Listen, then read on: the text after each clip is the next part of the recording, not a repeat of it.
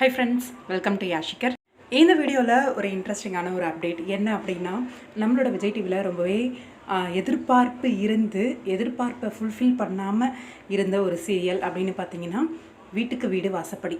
ஈரமான ரோஜாவை சீரியலுக்கு அப்புறமா நம்ம திரவியமை ரொம்ப எதிர்பார்த்தோம். இந்த சீரியலில் வந்து ஒரு மாசான ஒரு கம்பேக் இருக்கும், சூப்பரான ஒரு என்ட்ரி இருக்கும், எல்லாரும் ரசிக்கக்கூடிய வகையில் அவரோட அந்த ப்ரெசன்ஸ் வந்து இருக்கும் அப்படின்ட்டு நிறைய அவருக்கு நடிக்கிறதுக்கு ஹோப் இருக்கும் அப்படின்ற மாதிரியும் நினச்சிட்டு இருந்தோம். ஆனால் இது ஒரு ஃபேமிலி ஓரியன்ட் சப்ஜெக்ட் அப்படிங்கிறதுனால அவருக்கு அந்த அளவுக்கு அவரோட நடிப்பை காட்டுற அளவுக்கு அந்த வாய்ப்பு அதில் இல்லையோ அப்படின்ற ஒரு வருத்தம் அவங்களோட ரசிகர்கள் எல்லாருக்குமே இருக்குது. சீரியலை சீக்கிரமாக முடிச்சிருங்களேன் அப்படின்னு ரசிகர்களே கேட்குற அளவுக்கு இருந்துச்சு. இது வந்து ரீசெண்டாக என்ன அப்படின்னா, நம்ம பிரவீன் சாரோட டைரக்ஷனில் இந்த சீரியல் வந்து போயிட்டுருக்கு. இங்கே எல்லாருக்குமே தெரியும், குளோபல் வில்லேஜஸ் ரெண்டாவதாக ஒரு சீரியல் பண்ணுறாங்க அப்படின்னும் போதே நல்லா போகும் அப்படின்ற ஒரு நம்பிக்கை தான் எல்லாருக்குமே. ஆனால் அந்த சீரியல் வந்து நம்ம எதிர்பார்த்த அளவுக்கு வெற்றியை கொடுக்கல. இப்போ டிஆர்பிலையும் ரொம்பவே லோவான ஒரு டிஆர்பி தான் வாங்கிட்டு இருக்காங்க.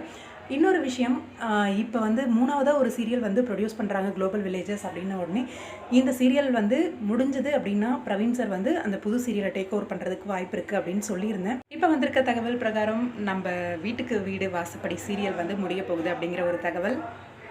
இது ஒரு சிலருக்கு வருத்தமும் இருக்கலாம், ஆனால் எனக்கு ரொம்பவே சந்தோஷமாக தான் இருக்குது இந்த சீரியல் முடியறது. ஏன்னா நம்ம ஹீரோவை இன்னொரு புது சீரியலில் பார்க்க போகிறோம் அப்படிங்கிற ஒரு சந்தோஷமும் இருக்குது. இதை பற்றின உங்களோட கருத்துக்கள் என்ன அப்படின்னு கமெண்ட் பாக்ஸில் சொல்லுங்கள்.